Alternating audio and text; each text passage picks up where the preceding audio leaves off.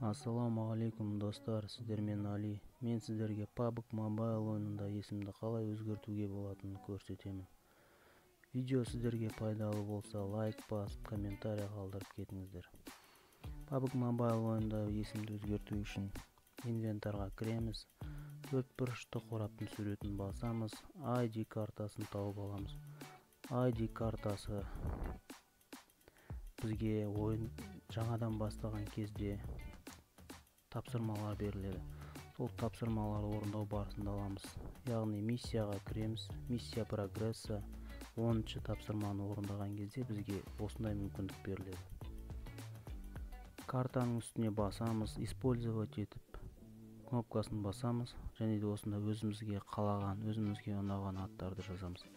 Мен де сіздермен өзімнің атымды өзгертуге тырысып көремін. Сіздердің таңдаған есімдеріңіз ойында бар болып қалуы да мүмкін. Сол себепті бірнеше мәрте қайталап таңдау керек болып қалуы да мүмкін. Есіміңізді таңдағанда асықпай, өзіңізге ұнайтын, ұялмайтын есімді қойғаныңыз дұрыс. Себебі алдағы уақытта бұндай мүмкіндік болмай қалуы мүмкін. Есіміңізді толық жазып болғаннан кейін окей басамыз.